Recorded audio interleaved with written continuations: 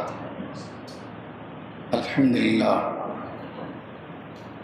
نحمده ونستعينه ونستغفره ونعوذ بالله من شرور أنفسنا وسيئات أعمالنا. من يهده الله فلا مضل له ومن يضلله فلا هادي له.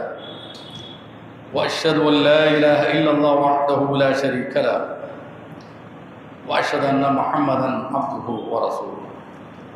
اللهم صل على محمد وعلى آل محمد كما صليت على إبراهيم وعلى آل إبراهيم إنك حميد مجيد. اللهم بارك على محمد وعلى آل محمد كما باركت على إبراهيم وعلى آل إبراهيم إنك حميد مجيد. أما بعد، فقد قال الله تعالى في القرآن العظيم: أعوذ بالله من الشيطان الرجيم.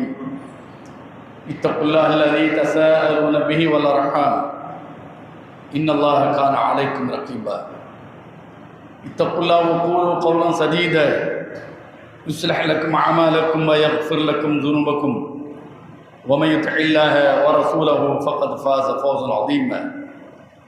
اتقوا الله حق تقاته ولا تموتن إلا وأنتم مسلمون.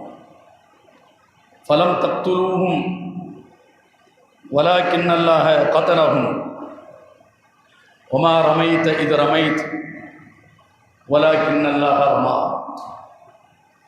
وليبلي المؤمنين منه بلاء حسنا إن الله سميع عليم. கண்ணியத்துக்குரிய எல்லாமல்ல அல்லாஹ்வின் நல்லடியார்களே,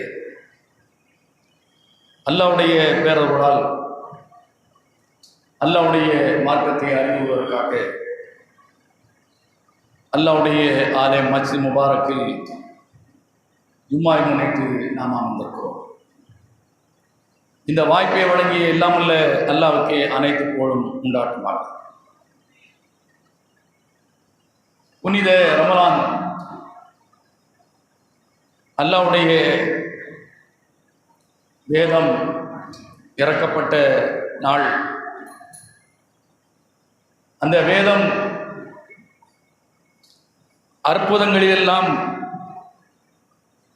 மிக சிறந்த அற்புதம் என்பதை அல்லாஹ்வுடைய தூதர் அவர்கள் சொல்லி காட்டியிருக்கின்றார்கள். உலகில் தோன்றிய இறை தூதர்களுக்கு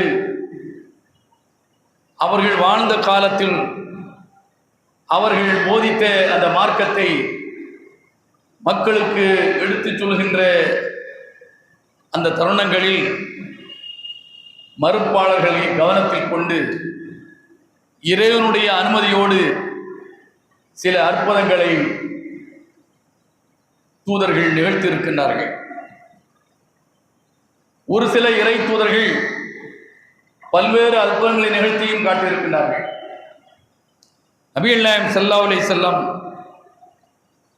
அவர்களிடத்திலும் அதுபோன்ற கோரிக்கைகள் முன்வைக்கப்பட்டன என்பதை குர்ஆன் நமக்கு இஸ்ரா என்கிற 17ஆம் அத்தியாயத்தில் சொல்லி காட்டுகிறது. ஒரு இறை தூதர் என்றால் அவருக்கு ஆன இன்னென்ன தகுதிகள் இருக்க வேண்டும்.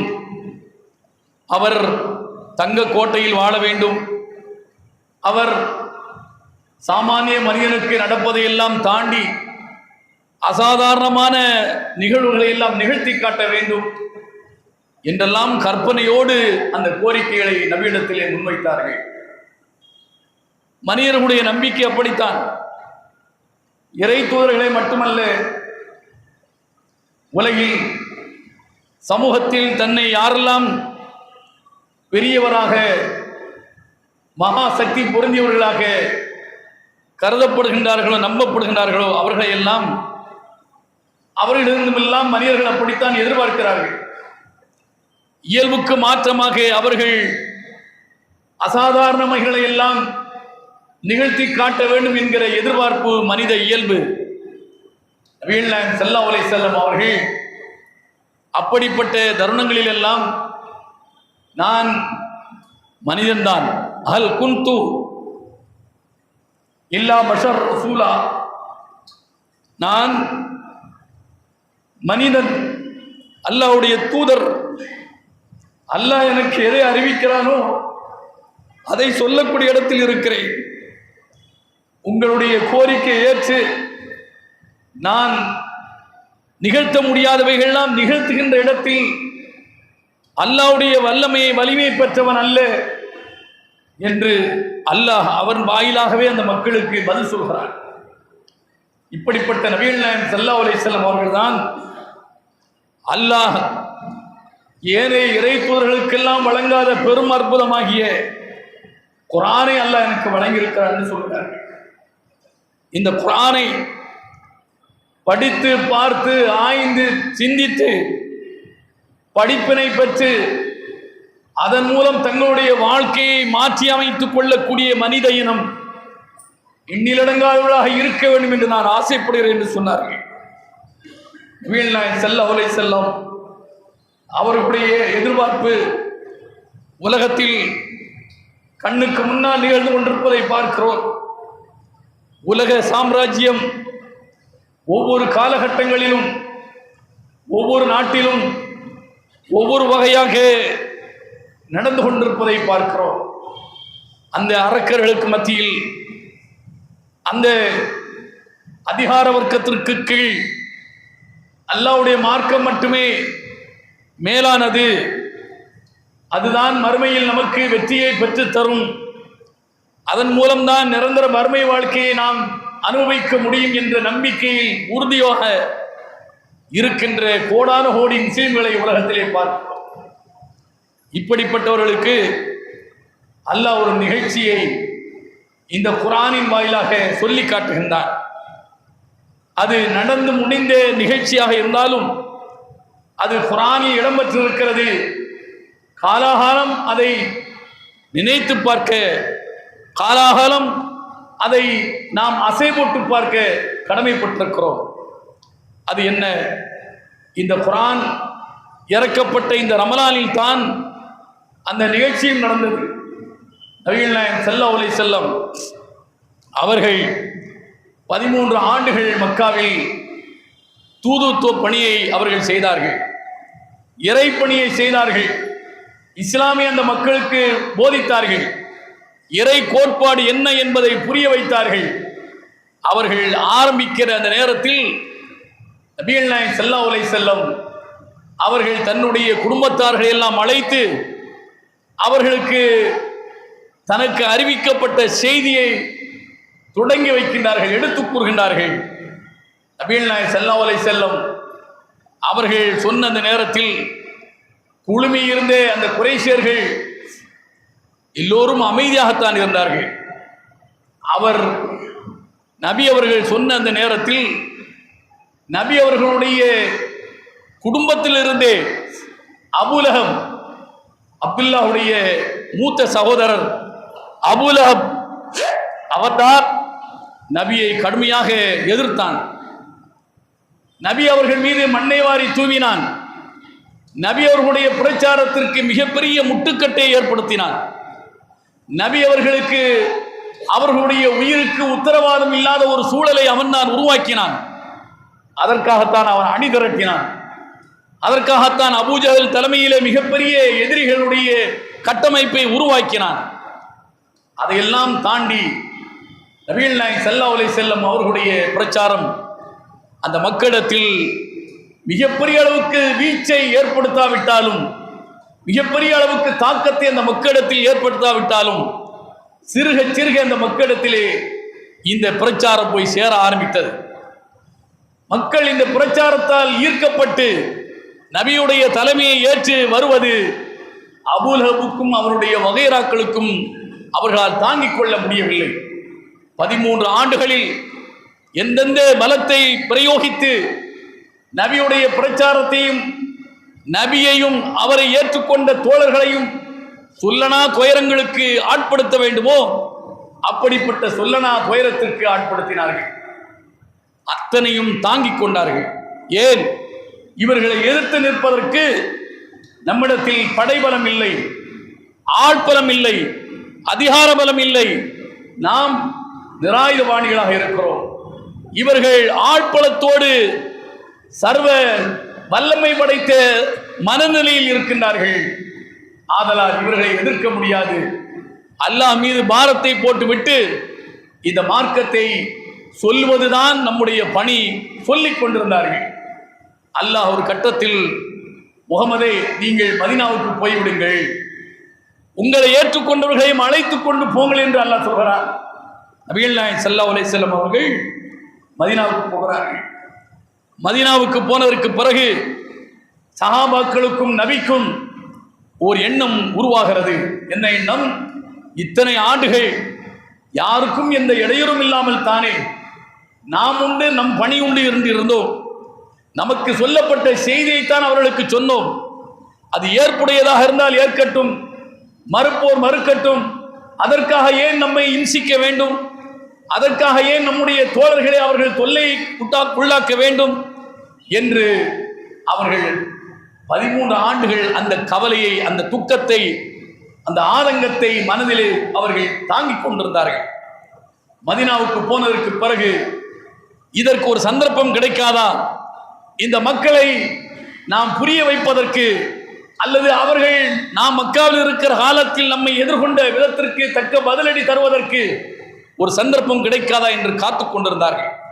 அந்த சந்தர்ப்பம் தான் மக்காவிலிருந்து ஒரு வியாபார கூட்டம் சிரியாவை நோக்கி புறப்படுகிறது. அவர்கள் நாம் அந்த வியாபார கூட்டத்தை தாக்கி அவர்களுடைய பொருட்களை எல்லாம் பறித்து கொண்டு நாம் வந்துவிட வேண்டும். இப்போது என்ன நடக்குது என்று பார்ப்போம். அவர்களுக்கு மிகப்பெரிய அளவுக்கு பொருளாதார இழப்பை ஏற்படுத்திவிட்டால் அவர்களுக்கான அந்த சுயபலம் நிச்சயமாக குன்றி போகும். அவர்கள் தங்களுடைய எதிர்ப்பை கட்டுப்படுத்திக் கொள்வார்கள் என்று சஹாபாக்கள் எண்ணினார்கள். அல்லாஹ் சுப்ஹானஹு வ தஆலா நாம் ஒன்றை நன்மையாக நினைக்கிற போது அது நமக்கு தீமையாக அமையும். நாம் ஒன்றை தீமையாக நினைக்கிற போது அது நன்மையாக நமக்கு அமையும். அது அல்லாஹ்வுடைய ஏற்பாடு, அனைவருக்குமான அல்லாஹ்வுடைய ஏற்பாடு அதுதான்.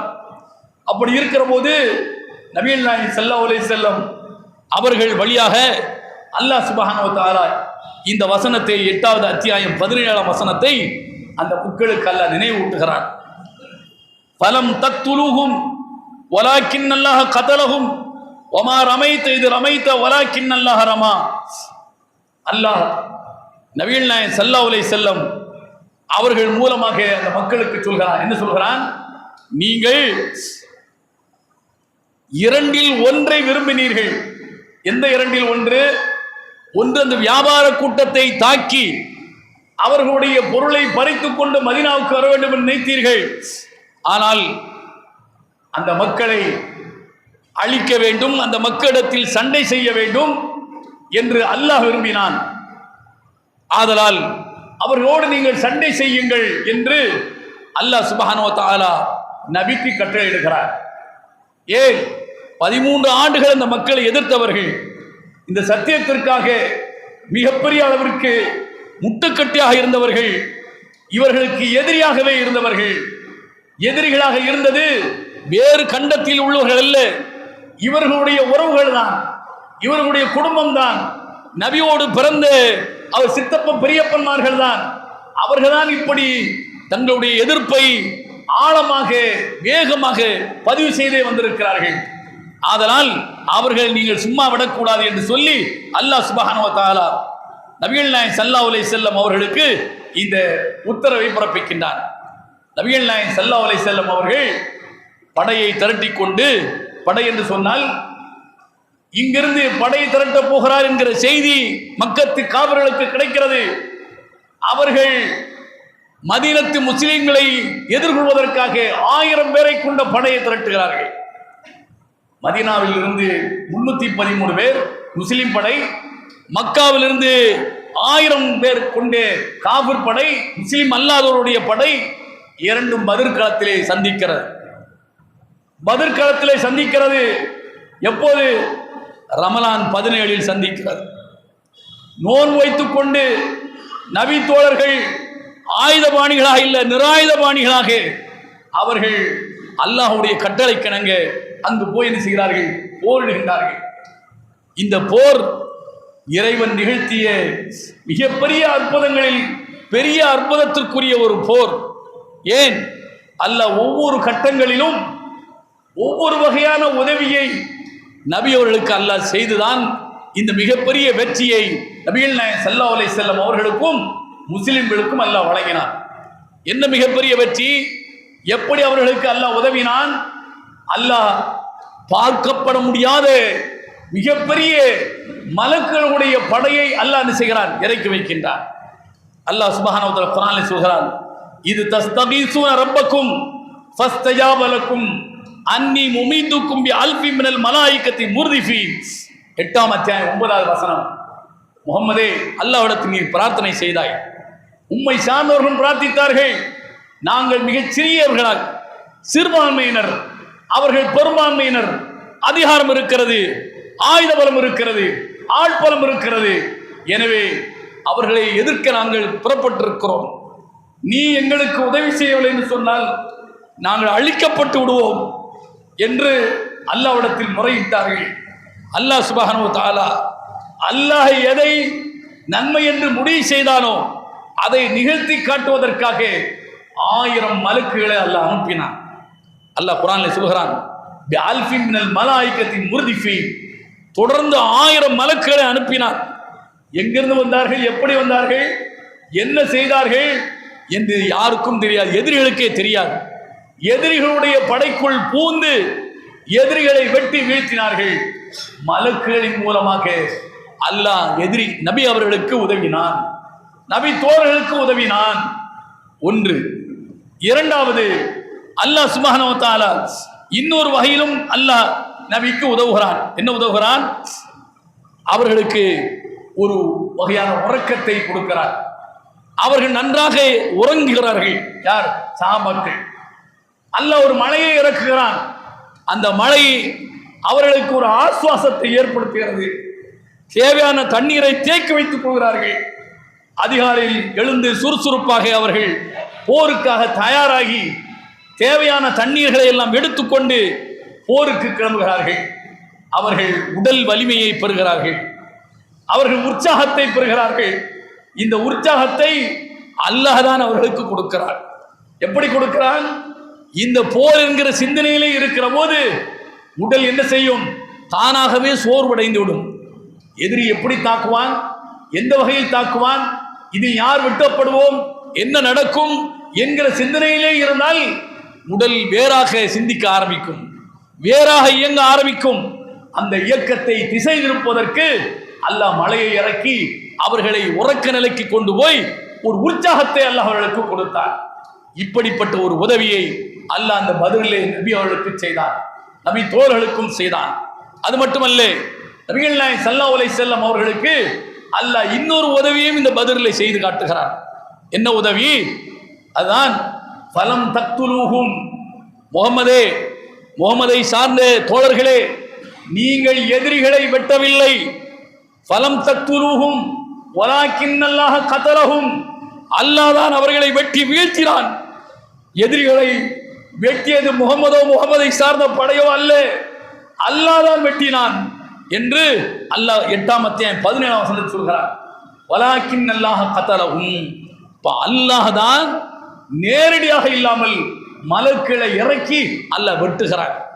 எப்படி வெட்டுகிறான்? இன்னொரு உதவியும் அல்லாஹ் செய்கிறான். ஒமா ரமைத்த இது ரமைத்த வலாக்கின்னல்லாஹ ரமா. நபியே, நீ மண்ணை வாரி தூவுகிற போது, மண்ணை வாரி அவர்கள் மூங்கிலே வீசுகிற போது நீ வீசவில்லை, நீ மண்ணை அள்ளி தூவவில்லை. வலாக்கின்னல்லாஹ ரமா, அதையும் அல்லாஹ் தான் செய்தான். அந்த மண்ணை வாரி தூவியது அல்லாஹ் தான் செய்தான். நீ மண்ணை அள்ளி வீசினால் 1000 பேர்களுடைய கண்களில் போய் அந்த மண்ணு போய் விழுந்து விடுமா? இல்லை. உன்னுடைய கையில் இருக்கிற மண், அதை ஒவ்வொன்றாக எண்ணி பார்த்தால் 1000 தேருமா? அந்த துகள்கள் 1000 துகள்கள் தேருமா? தேராது. ஆனால் அந்த கையில் கிடைத்த அந்த மண் அத்தனை பேருடைய கண்களையும் பதம் பார்க்கிற அளவிற்கு அல்லாஹ் இந்த உதவியை செய்தான் நமக்கு என்று அல்லாஹ் குர்ஆனில் சொல்றான். ஃபலம் தக்துலூஹும் வலாக்கின்னல்லாஹ கதலஹும். நீ கொல்லவில்லை, அல்லாஹ் தான் கொண்டான். ஒமா ரமைத்த இது ரமைத்த, நீ மண்ணை அள்ளி தூகிற போது நீ வீசவில்லை, அல்லாஹ் தான் அவர்களை வீசினான். அல்லாஹ் தான் அவர்கள் மீது வீசினான் என்று அல்லாஹ் செய்த உதவியை, பல்வேறு உதவிகளை இந்த பத்ரில் அல்லாஹ் இந்த முஸ்லிம் அணியினருக்கு, நபி அவர்களுக்கு, நபி தோழர்களுக்கு செய்த உதவியை அல்லாஹ் அப்படியே என்ன செய்கிறான், ஒன்றன் பின் ஒன்றாக எல்லாமே 8ஆம் அத்தியாயத்தில் தான் அல்லாஹ் என்ன செய்கிறான், சொல்லி காட்டுகிறான். நபிகள் நாயகம் ஸல்லல்லாஹு அலைஹி வஸல்லம் அவர்கள் இந்த தருணத்தில் தான் அலி ரலியல்லாஹு தஆலா அவர்கள் சொல்லக்கூடிய, அப்துல்லா பின் அப்பாஸ் அவர்கள் சொல்லக்கூடிய ஒரு செய்தியை தபரானியிலே பார்க்கிறோம். நபிகள் நாயகம் ஸல்லல்லாஹு அலைஹி வஸல்லம் அவர்கள் அலிக்கு சொல்கிறார்கள், நாவல்னி கஃபம் மின் ஹஸா, அலியே கொஞ்சம் கூழாங்கற்களை உம்முடைய உள்ளங்கையில் அள்ளி எனக்கு தா என்று கேட்டார்கள். அலி ரலியல்லாஹு அவர்கள் கூழாங்கற்களை அள்ளி நபி அவர்களுடைய கையிலே கொடுத்தார்கள். ஃபரமாபிஹி உஜுஹல் கௌம், நபி அவர்கள் அந்த கூழாங்கற்களை எதிரிகளை பார்த்து, அவர்களை மோங்களை பார்த்து வீசினார்கள். ஃபமா பக்கி அஹது மினல் கௌம் இல்லம் தலஅத் ஐனாஹு மினல் ஹஸபா, அவர்கள் வீசிய அந்த கூழாங்கற்கள் அத்தனை எதிரிகளுடைய கண்களுக்கும் போய் விழுந்து அவர்களுடைய கண்களை பதம் பார்த்தது. இந்த நேரத்தில் தான் அல்லாஹ் இந்த வசனத்தை இறக்குகிறார். முகமது வீசினார், அலி அவர்கள் அள்ளி கொடுத்தார்கள், நபி அவர்கள் வீசினார்கள். நபி வீசியதால் எல்லாம் எல்லோருடைய கண்ணிலும் போய் வீழ்ந்து விட்டது என்ற எண்ணம் வந்துவிடக் கூடாது. வமா ரமைத்த இது ரமைத்த வலாக்கின் அல்லாஹ் ரமா, நீ எறிந்தாய், அல்லாஹ் அவர்களுடைய கண்களில் போய் விழ வைத்தான், அல்லாஹ் தான் எறிந்தான் என்று அல்லாஹ் இதை நினைவூட்டும் விதமாகத்தான் இந்த வசனத்தை இறக்கினான் என்று நபிகள் நாயகம் ஸல்லல்லாஹு அலைஹி வஸல்லம் அவர்களுடைய இந்த நிகழ்ச்சியை அப்துல்லா பின் அப்பாஸ் அவர்கள் சொல்லி காட்டுகிறார்கள். தபரானிலே இருக்கிறது. ஆக இப்படி பல்வேறு உதவிகளை நபிகள் நாயகம் ஸல்லல்லாஹு அலைஹி வஸல்லம் அவர்களுக்கு செய்து காட்டினார். இந்த பத்ர் மிகப்பெரிய வெற்றியை நபி அவர்களுக்கும் தோழர்களுக்கும் வழங்கியது. இந்த யுத்தத்திற்கு நபியை முதலாக பலம் கொண்டு எதிர்த்தானே அபூலஹப் இந்த யுத்தத்திற்கு புறப்பட்டு வரவில்லை. அவன் மக்காவிலே இருந்து கொண்டான். அவனுக்கு உடல் பலகீனம், உடல் சோறு, அவனுக்கு நோய் ஏற்பட்ட காரணத்தினால் இந்த யுத்தத்தில் அவன் கலந்து கொள்ளவில்லை. ஆனால் யுத்தம் முடிந்து எதிரிகள் விட்டால் போதும் என்று தப்பித்தோம் பிழைத்தோம் என்று மக்காவை நோக்கி ஓடினார்கள். வெட்டுப்பட்டவர்கள் வீழ்ந்து கிடந்தார்கள். விட்டு போன பொருட்களை எல்லாம் முஸ்லிம் அணியினர் கைப்பற்றி கொண்டு மதீனாவுக்கு வெற்றி வாகையோடு வந்து சேர்ந்தார்கள்.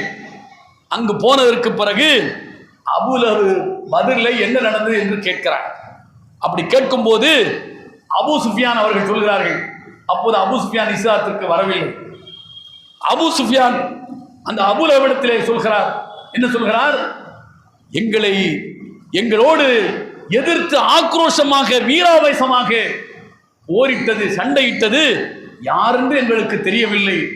ஆனால் மிகப்பெரிய அளவுக்கு படை நம் படையோடு உள்ளே நுழைந்து மிகப்பெரிய அளவுக்கு தாக்குதலை செய்தது, கண்ணுக்கு புலப்படாத படையாக இருக்கிறது என்று அபூ சுஃபியான் சொன்னார். அப்போது அபூ ராஃபி என்கிறவர் அபூலஹபை பார்த்து சொன்னார், என்ன சொன்னார், அபூலஹபே, அவர்கள் குதிரையிலே வெள்ளை ஆடை தரித்து வந்தார்கள், வெள்ளை ஆடை தரித்து குதிரையில வந்தார்கள். இந்த படையினர் அவர்கள் எதிரிகளை நம்மை வெட்டி வீழ்த்தினார்கள், ஆதலால் முஸ்லிம்களுக்கு வெற்றி கிடைத்தது, நாம் தோற்று போனோம் என்று சொன்ன மாத்திரத்தில் அபூலஹபுக்கு ஆத்திரமும் ஆவேசமும் கோபம் வந்து அபூ ராஃபியை ஓங்கி மண்டையிலே ஒரு அடி அடித்தான். இதை தாங்க முடியாமல் உம்மு ஃபதுல் என்கின்ற ஒரு பெண்மணி அபூலஹபை நோக்கி ஒரு கட்டையால் மண்டையிலே ஓங்கி ஒரு அடி அடித்தாள். அந்த மண்டை அவனுக்கு காயத்தை ஏற்படுத்தியது. அந்த அடி அவனுக்கு பெரிய காயத்தை ஏற்படுத்தியது. அந்த காயத்திலே அவன் கிடந்து பத்ர் யுத்தம் முடிந்து 3 நாட்கள் நோய்வாய்ப்பட்டு கிடந்தான். இந்த 3 நாட்களில் மண்டையில் காயம், அவனுக்கு காலரா பெரியம்மை நோய் வந்து அவன் உடம்பில் இருந்து மிகப்பெரிய துர்வாடை வர ஆரம்பித்தது. அவனை யாருமே நெருங்க முடியாத ஒரு சூழல் ஏற்பட்டு 3 நாளைக்கு பிறகு அபூலஹப் செத்து போன அபூலஹபை புதைப்பதற்கு கூட யாரும் நெருங்கவில்லை. அவனுடைய உறவுகள் கிட்டவே நெருங்கவில்லை. ஏன்? துர்வாடை அந்த அளவுக்கு நாற்றம் எடுத்து புனநாற்றம் எடுத்து வீசுகிறது. எப்படி போய் அவனை தொட்டு அடக்குவது, புதைப்பது என்கிற கேள்வி தொக்கின்றது. யாரும் கிட்ட போகவே இல்லை. ஆனாலும் புனம் வெளியே துர்நாற்றமிட்டு கிடந்தால் அது இன்னும் துர்நாற்றத்தை தான் கொடுத்து கொண்டிருக்கும் என்று சில அடிமைகள் மூலமாக அந்த புணத்தை குச்சியால் தள்ளி ஒரு குழியிலே போட்டு கல்லையும் மண்ணையும் போட்டு புதைத்தார்கள் என்பதை தபரானி போன்ற நூல்களிலே வரலாறாக பதியப்பட்டிருப்பதை நாம் பார்க்கிறோம். எந்த அபூலஹப் தனக்கு பெரும் படை இருக்கிறது, குறைஷி குடும்பம் இருக்கிறது, மக்காவில் நம்மை விட்டால் இங்கு அதிகாரம் செலுத்துவதற்கு யாரும் இல்லை என்ற ஆணவத்தின் உச்சத்துக்கு போய் நபியையும் நபி தோழர்களையும் வார்த்தையால் எழுத முடியாத அளவிற்கு தொல்லைக்குள்ளாக்கிய அபூலஹபனுடைய மரணம் இந்த சமுதாயத்திற்கு ஒரு மிகப்பெரிய ஒரு படிப்பினை. அல்லாஹ் அது முன்னரே முடிவு செய்து விட்டான். அபூலஹபுக்கு என்ன நடக்கும் என்பதை தப்பத்தியதா அபீலஹபின் வத்தப் மா அகனாஹு மாலுஹு மா கஸப் சயஸ்லா நாரன் ذات لهب وامراته حمالة الحطب في جيدها حبل من مسد. அபூலஹபும் அவனது இரண்டு கைகளும் நாசமாகட்டும். அல்லாஹ்வுடைய தூதரை பார்த்து மண்ணை வாரி தூவினார். அல்லாஹ்வுடைய தூதர் செய்தது என்ன? மார்க்கத்தை பிரச்சாரம் செய்தார். ஒவ்வொரு காலகட்டத்திலும் அவரவர் சார்ந்த ஏற்ற நம்பிய கருத்தை எடுத்து சொல்வதற்கான கருத்து சுதந்திரம் இருந்திருக்கிறது. ஏற்போர் ஏற்கட்டும், மறுப்போர் மறுக்கட்டும் என்பதுதான் இறை கோட்பாடு. ஃபமன் ஷாஃபல் யூமின் வமன் ஷாஃபல் யக்ஃபுர் என்று சொல்கிறார்.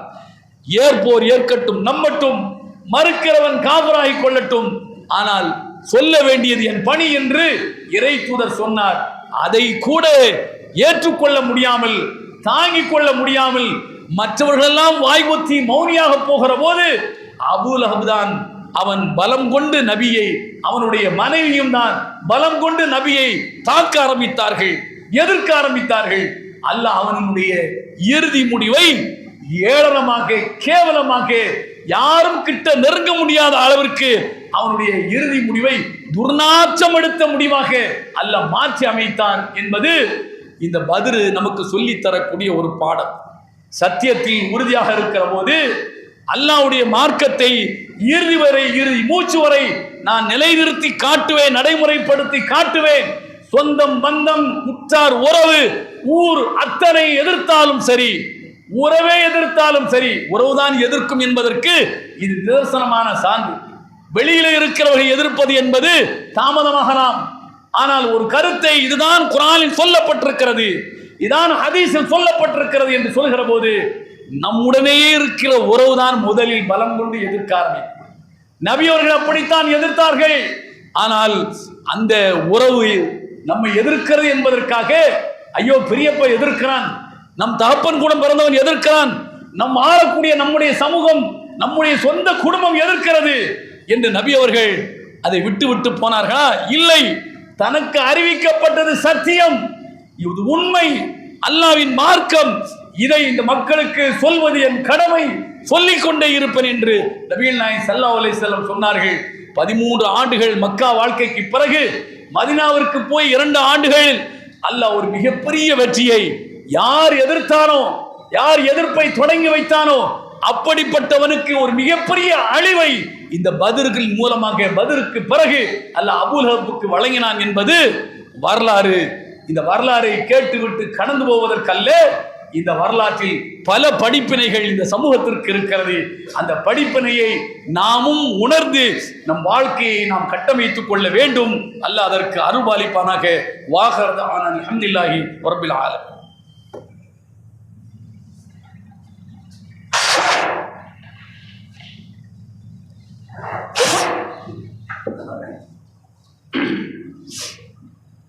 அல்ஹம்துலில்லாஹ் வஸ்ஸலாத்து வஸ்ஸலாம் அலா ரசூலில்லாஹ் அம்மா பஅத். இத்தகுல்லாஹ் ஹக்க துகாத்திஹ் வலா தமூதுன்ன இல்லா வ அன்தும் முஸ்லிமூன். லியுஹிக்கல் ஹக்க வ யுபதிலல் பாத்தில் வலவ் கரிஹல் முஜ்ரிமூன். அல்லாஹ் 8ஆம் அத்தியாயம் 8ஆம் வசனத்தில் ஒரு செய்தியை சொல்லி காட்டுகிறார். ஏன் இத்தகைய பிரயத்தனம் எடுத்து இவ்வளவு அபரிமிதமான உதவியை, அற்புதங்களை அல்லாஹ் நிகழ்த்தி காட்டி நபிக்கும் நபி தோழர்களுக்கும் பதிலில் அல்லாஹ் ஏன் வெற்றியை தர வேண்டும்? அவர்களுக்கு, அவர்களுடைய உறுதிக்கு கிடைத்த ஒரு வெற்றி இது. அல்லாஹ் கொடுத்த வெற்றி. ஏன் அதை தர வேண்டும்? அல்லாஹ்வுடைய தூதர் கையில் எடுத்தது, அல்லாஹ்வுடைய தோழர்கள், அல்லாஹ்வுடைய தூதரின் தோழர்கள் கையில் எடுத்தது அவர்களுடைய சொந்த விவகாரம் அல்ல, அவர்களுடைய சுயலாபத்திற்குரியவைகள் அல்ல. அல்லாஹ்வுடைய மார்க்கம், அல்லாஹ்வுடைய மார்க்கத்தை மக்களுக்கு சொல்ல வேண்டும், அல்லாஹ்வுடைய மார்க்கத்தை மக்களுக்கு கொண்டு சேர்க்க வேண்டும். அதை வாழ்நாள் முழுக்க அந்த மார்க்கத்தை கடைபிடித்து வாழ வேண்டும் என்கிற ஒரு சமூகத்தை கட்டமைக்க வேண்டும். அப்போதான் இந்த மனித சமூகம் நிம்மதியாக இந்த உலகில் வாழ முடியும். மற்றவர்களுடைய உரிமையை பாதுகாத்து மற்றவர்களுடைய உயிருக்கு அச்சமில்லாத ஒரு நிலையை ஏற்படுத்தி சுமூகமான ஒரு வாழ்க்கையை கொண்டு செல்ல முடியும். அது இந்த மார்க்கத்தை நடைமுறைப்படுத்துவதன் மூலம்தான் அது உருவாகும் என்பதை அல்லாஹ் நிலைநிறுத்துவதற்காகத்தான், அல்லாஹ் அதை உறுதிப்படுத்துவதற்காகத்தான் அல்லாஹ் இப்படிப்பட்ட பேருதவியை நபி அவர்களுக்கு செய்து மிகப்பெரிய வெற்றியை 15 ஆண்டுகளுக்கு பிறகு அல்லாஹ் வழங்கினார். இந்த மார்க்கம் எடுத்து சொல்லப்பட்ட நாளிலிருந்து 15 ஆண்டுகளுக்கு பிறகு மிகப்பெரிய வெற்றியை அல்லாஹ் நபிக்கு வழங்கினான். அப்படி வழங்கிய அந்த வெற்றியை ஏன் வழங்கினேன் என்பதை அல்லாஹ்வே அவனுடைய வார்த்தையால் சொல்லி காட்டுகிறான். லியுஹிக்கல் ஹக்க, சத்தியத்தை சத்தியமாக உறுதிப்படுத்த வேண்டும். வயுபுதிலல் பாத்தில், அசத்தியத்தை அசத்தியமாக அழித்து விட வேண்டும். வலவுகரிகள் முஜ்ரிமூன், பாவிகள் அதை வெறுத்தாலும் நான் இதை செய்தே ஆக வேண்டும் என்பதற்காகத்தான் அல்லாஹ் இதை நிகழ்த்தி காட்டினான். எது சத்தியம் எது அசத்தியம் என்கிற அந்த பார்வை இல்லாமல் போய்விடும். இந்த நேரத்தில் இந்த தருணத்தில் இந்த உதவியை இறைத்துவதற்கும் தோழர்களுக்கும் செய்யவில்லை என்று சொன்னால் இத்தோடு எது சத்தியம் எது அசத்தியம் என்ற ஒரு நிலையே இல்லாமல் போய்விடும். அசத்தியம் அதாவது நிலை பெற்றுவிடும், சத்தியம் அழிக்கப்பட்டு விடும். அதைத்தான் நபி அவர்கள் தன்னுடைய பிரார்த்தனையிலே அவர்கள் கேட்டார்கள். அல்லாஹும்ம இன் துஹ்லிக ஹாதிஹில் இஸாபா லன் துஅபத அபதா. அல்லாஹ்வே, மிகச்சிறிய கூட்டம் சிறுபான்மையினர்கள் எங்களை நீ அழித்து விட்டால் இந்த உலகில் அல்லாஹ்தான் கடவுள், வழிபாட்டுக்குரியவன், அவரை தவிர எதுவும் எவரும் இல்லை என்பது அழிக்கப்பட்டு விடும். உலகத்தில் இனி உன்னை உச்சரிப்பதற்கு ஒருவன் கூட இருக்க மாட்டான் என்று நபி அவர்கள் பிரார்த்தனை செய்தார்கள். அதை உறுதிப்படுத்துவதற்காகத்தான், அதை உண்மைப்படுத்துவதற்காகத்தான், அதை நிலைநிறுத்துவதற்காகத்தான் லியுஹிக்கல் ஹக்க வலியுபுதிலல் பாத்தில வலவுகரிகள் முஜ்ரிமூன். முஜ்ரிம்கள், பாவிகள் எவ்வளவு வெறுத்தாலும், அவர்களுக்கு இது அடிவயிற்றில் புளியை கரைத்தாலும் சத்தியத்தை நிலைநிறுத்த வேண்டும். சொந்தமாவது பந்தமாவது சத்தியத்துக்கு எதிராக வந்தால் அவர்களை வெட்டி வீழ்த்தியே தீர வேண்டும். நபிகள் நாயகம் ஸல்லல்லாஹு அலைஹி வஸல்லம் பதிலில் அதை நிகழ்த்தி காட்டினார்கள். வந்தவர்கள் எல்லாம் ஏதோ எதிர்நாட்டில் உள்ளவர்கள் அல்ல, தன்னுடைய குடும்பத்தை சார்ந்தவர்கள் எல்லாம், மாமான், மச்சான், அண்ணன், தம்பி, சித்தப்பன், பெரியப்பன் எல்லோரும் தான் ஆயுதங்களை ஏந்தி கொண்டு நபியையும் தோழர்களையும் எதிர்த்து வெட்டி வீழ்த்த வேண்டும் என்று பதிலை நோக்கி வந்தார்கள். நபி அவர்களும் தோழர்களும் உறவு என்று பார்க்கவில்லை, சொந்தம் என்று பார்க்கவில்லை, அல்லாஹ்வின் எதிரிகள் இவர்கள், வெட்ட வேண்டும் என்று வெட்டி வீழ்த்தினார்கள். இது சத்தியத்தை நிலைநிறுத்துவதற்கான ஒரு போராட்டம். அந்த போராட்டத்தை அல்லாஹ் நிகழ்த்தி காட்டியதன் மூலம் மிகப்பெரிய உதவியை செய்திருக்கிறான்.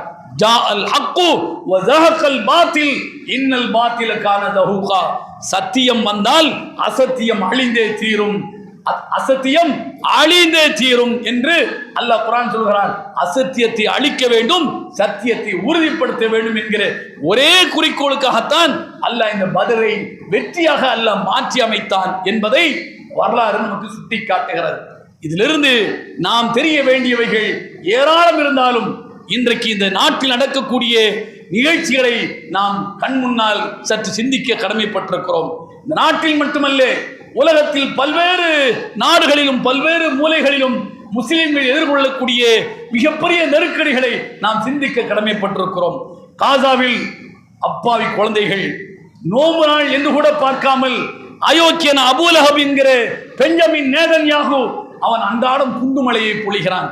சீஸ்ஃபயர் என்கிற அந்த அமைதி பேச்சுவார்த்தையை அவனாகவே முறித்துக் கொண்டு அப்பாவிகளை கொன்றொழிக்கின்றான். ஆனாலும் கூட வானம் பார்த்த பூமியாக வாழ்கின்ற வாழ்க்கையை எதிர்நோக்கி இருக்கிற அந்த மக்கள் சத்தியத்திற்காக, நீதிக்காக, நேர்மைக்காக அவர்கள் இன்னும் வாழ்ந்து கொண்டிருக்கிறார்கள். அன்றாடம் செத்து செத்து பிழைக்கின்றார்கள். அவர்களுக்காக நாம் பிரார்த்திக்க கடமைப்பட்டிருக்கிறோம். என்றைக்காவது ஒரு நாள் அல்லாஹ்வுடைய உதவி அவர்கள் அரியாபுரத்திலிருந்து அவர்களுக்கு கிடைக்கும் என்கிற நம்பிக்கையில் அவர்கள் வாழ்ந்து கொண்டிருக்கிறார்கள். இது காசாவில் உலகில் பல்வேறு நாடுகளில் இப்படித்தான் இருக்கிறது. இந்தியாவிலும் கூட அதுதான் நிலைமை. இன்றைக்கு இந்த பாசிச அதிகார ஆணவம் பிடித்த அரசு இந்த சிறுபான்மை சமூகத்திற்கு எதிராக பல கொடுமைகளை அரங்கேற்றி கொண்டிருக்கிறது. நாம் சிறுபான்மை என்பதற்காக வேண்டி நம்முடைய உயிர் உடைமைகள் அத்தனையும் கேள்விக்குறியாக்கப்படுகின்றன. அதிகாரத்தை பயன்படுத்தி எதுவும் செய்யலாம் என்கிற மனப்போக்கில் ஆளும் வர்க்கம் இருக்கிறது. அதை எதிர்க்கிற நிலையில் இன்றைக்கு நாம் இல்லை. ஆனாலும் அல்லாஹ் வெற்றியை தருவான். அபூலஹபுக்கு கொடுத்த அழிவை உலகில் அபூலஹபுடைய குலத்தை கொண்டு அத்தனை பேருக்கும் அந்த அழிவை தருவான் என்பதற்கு இந்த பத்ர் நமக்கு ஒரு சான்றாக இருக்கிறது, ஒரு படிப்படையாக இருக்கிறது. இதை புரிந்து ஆளும் வர்க்கம் சிறுபான்மையினருக்கு எதிராக அவர்களை எந்த வகையிலும் அவர்களை தொல்லைக்குள்ளாக்கி அவர்களுடைய உரிமைகளை பறித்து உடைமைகளை பறித்து அவர்களை முடக்க நினைத்தால் அல்லாஹ் நீங்கள் அரியாபுரத்தில் இருந்து ஒரு மிகப்பெரிய பேருதவியை அவர்களுக்கு செய்வான். அதற்கான காலம் நிச்சயமாக கனியும். நாம் பிரார்த்திக்க வேண்டிய இடத்தில் இருக்கிறோம். புனித ரமலானில் பாதிக்கப்பட்டிருக்கிற இஸ்லாமிய சமூகத்திற்காக அல்லாஹ்விடத்தில் மன்றாட வேண்டும். பாதிக்கப்பட்டிருக்கிற அனைத்து தரப்பினருக்காகவும் அல்லாஹ்விடத்தில் மன்றாட வேண்டும். நாமும் பாதிக்கப்பட்ட சமூகம்தான்.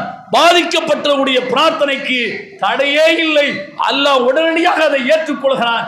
இந்த நேரத்தில் அத்தனை இஸ்லாமிய சமூகத்திற்கும் சிறுபான்மை சமூகத்திற்கும் நாம் அல்லாஹ்விடத்தில் பிரார்த்திக்க வேண்டும் என்று கேட்டு, அதிகார வர்க்கம் தங்களை திருத்திக் கொள்ளவில்லை என்று சொன்னால், தங்களிடத்தில் அதிகாரம் இருக்கிறது, அது மாநிலத்தில் இருக்கிறவராக இருந்தாலும் சரி, மத்தியில் இருக்கின்றவராக இருந்தாலும் சரி, சிறுபான்மையினை சமூகத்திற்கு உரிய உரிமைகளை பறிக்க வேண்டும் என்கிற அந்த எண்ணத்தில் அதாவது அந்த பெருமையில் தற்பெருமையில் அவர்கள் இருப்பார் என்று சொன்னால், ஆணவத்தில் இருப்பார் என்று சொன்னால், நிச்சயமாக இந்த சிறுபான்மை சமூகம் பலம் கொண்டு எழுந்து எதிர்த்து நம்மை துவம்சம் செய்வார்கள் என்று நீங்கள் வேண்டுமென்றால் எண்ணாமல் இருக்கலாம். ஆனால் அல்லாஹ்வுடைய உதவி நிச்சயமாக ஒரு சந்தர்ப்பத்தில் வருகிற போது உங்களுடைய அதிகாரங்கள் பறிக்கப்பட்டு விடும். எப்படி அபூலஹப் கேட்பாரற்றவனாக அவன் துர்நாற்றம் எடுத்து போய் சேர்ந்தானோ அது போன்ற நிலை ஏற்படும். வருவதற்கு முன்னர் காத்துக்கொள்வதுதான் அறிவுடைமை. அதை ஆளும் வர்க்கம் அவர்கள் புரிந்து செயல்பட வேண்டும். அதிகாரத்தில் இருக்கிறோம் என்பதற்காக வேண்டி வலியவனுக்கு ஒரு நீதி, எளியவனுக்கு ஒரு நீதி என்கிற போக்கை யாரு நடைமுறைக்கு கொண்டு வந்தாலும் அவர்கள் நிச்சயமாக இந்த உலகத்தில் தப்பிக்க முடியாது என்பதற்கு நிறைய வரலாறுகள் இருக்கின்றன. அந்த வரலாறுகளில் மிகப்பெரிய வரலாற்று படிப்பினையை சொல்லித்தரக்கூடியதான் இந்த பத்ர் வரலாறு என்பதை புரிந்து நாம் செயல்பட வேண்டும். புரிய வைக்க வேண்டியவர்களுக்கு புரிய வைக்க வேண்டும் என்று கேட்டு, இந்த புனித ரமலானில் நாம் நோக்கிற நோம்பில் ஏற்படக்கூடிய தவறுகளுக்கு பரிகாரமாக, ஏழைகளுக்கு உணவாக பெருநாள் தர்மத்தை நபி அவர்கள் கடமையாக்கி இருக்கின்றார்கள். எனவே உங்களுடைய பெருநாள் தர்மத்தை ஜக்காத்துல் ஃபித்ரை விரைந்து நம்முடைய அலுவலகத்தில் செலுத்த வேண்டும். பெருநாள் காலில் தொழப்போம் தாங்க என்று சொல்லி தருகிற பழக்கத்தை தயவு செய்து என்ன செய்யுங்க, விட்டுருங்க. ஏன்னா உங்களை மாதிரி தான் நாங்களும் என்ன செய்யணும், பெருநாள் கொண்டாட வேண்டும். நீங்கள் தருகிற அந்த தர்மத்தை உரியவர்களுக்கு கொண்டு சேர்க்க வேண்டும். உங்க வேலைகளுக்கெல்லாம் நீங்க திட்டம் போட்டு, இன்னைக்கே நான் மதுரைக்கு போகணும், இன்னைக்கே நான் அகமதுக்கு போகணும், இக்பாலுக்கு போகணும், போத்தீஸுக்கு போகணும் என்று திட்டம் போட்டு எப்படி உங்களுடைய தேவைகளை நீங்கள் பூர்த்தி செய்வதற்காக வேண்டி ரமலான் ஆரம்பிச்ச நாள் முதல் காலில் சக்கரத்தை கட்டிட்டு போய்கிட்டே இருக்கிறீங்களோ, அது மாதிரி ஏழைகளுக்கானதை அதையும் தந்துட்டு என்ன செய்யுங்க, எங்க போகணுமோ போய்கிட்டே இருங்க, காலம் கடத்த வேண்டாம் என்பதை கூறி, இன்ஷா அல்லாஹ் இன்று இரவு அந்த பின்னேற இரவு தொழுகை 2:30 மணிக்கு இங்கு நடைபெறும் என்பதை கூறி நிறைவு செய்கிறேன். வாஹர் தாவன் அல்ஹம்துலில்லாஹி ரப்பில் ஆலமீன்.